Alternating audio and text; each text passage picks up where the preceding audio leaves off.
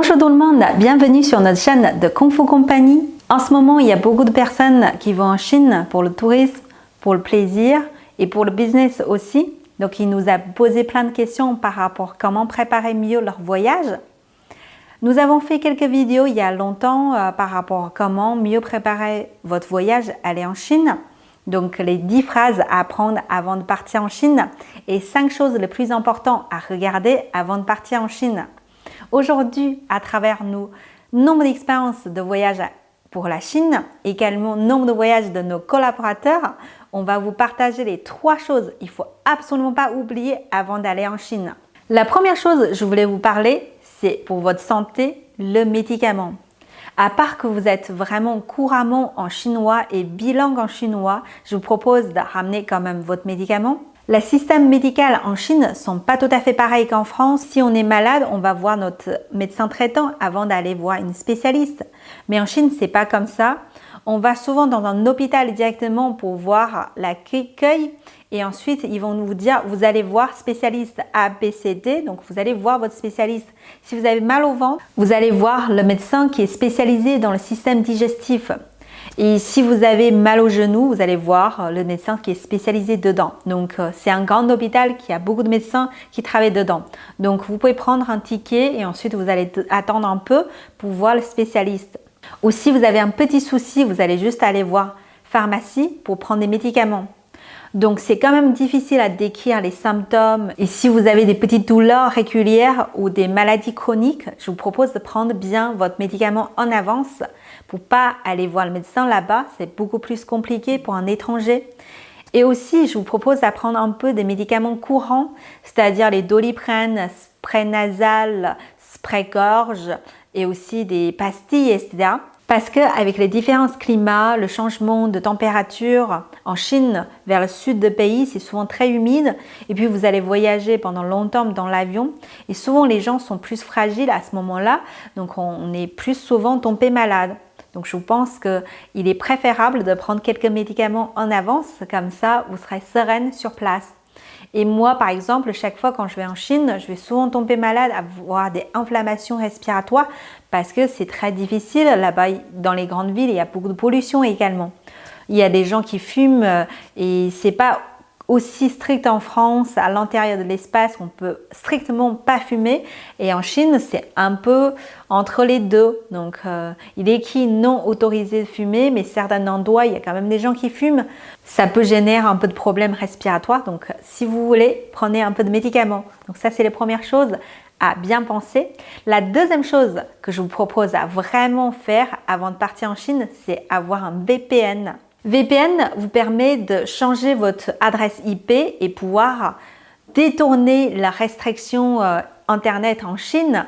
Comme vous le savez, en Chine, il y a plein d'applications qui ne sont pas autorisées dû à son réglementation. Donc, vous ne pouvez pas accéder à YouTube, Google et plein d'applications. Donc, si vous voulez travailler ou amuser un peu en Chine en regardant les sites internet et applications, n'hésitez pas à télécharger un VPN et bien payer, peut-être prendre un abonnement en avance. J'ai essayé 2 VPN en Chine, les top 3 de marché, donc ça marche sans problème. Donc, soit vous prenez un VPN, il y a une autre solution aussi, c'est vous gardez votre forfait international, c'est-à-dire si vous avez un forfait Bouygues ou SFR ou ce que vous voulez Orange, et vous allez en Chine et puis vous allez payer un forfait assez cher de votre opérateur, donc vous aurez 4G ou 5G de votre opérateur sur place.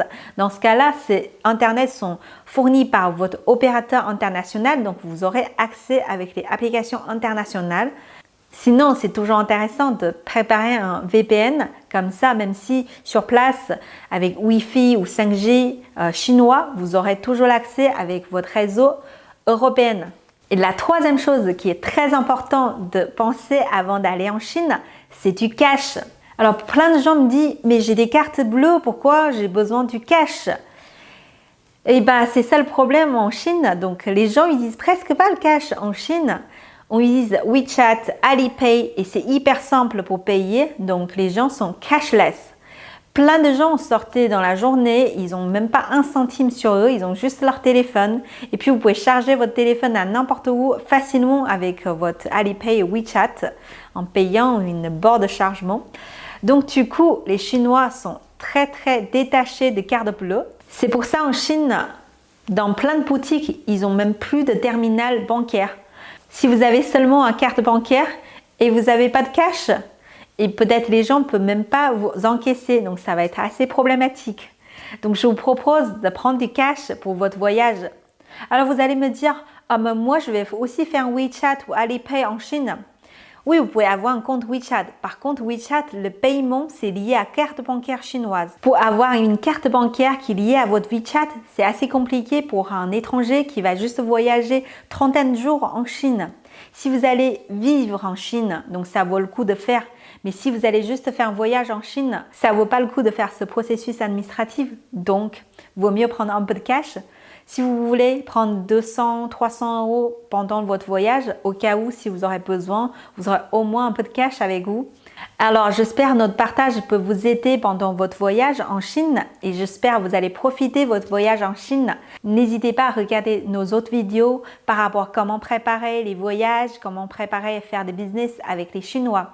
Et je profite à vous présenter notre société de Kung Fu Company. Nous sommes une société lyonnaise et on est spécialisé dans l'import-export, dans le secteur complément alimentaire, cosmétique et high-tech. Et on accompagne beaucoup de sociétés françaises pour la négociation avec les sociétés chinoises également. On va bientôt sortir des vidéos sur les négociations avec les Chinois. Donc n'hésitez pas à liker notre vidéo et aussi abonner. Comme ça, vous n'allez pas louper nos prochaines vidéos. N'hésitez pas à liker et abonner notre chaîne. J'espère à très bientôt. Merci beaucoup. Au revoir.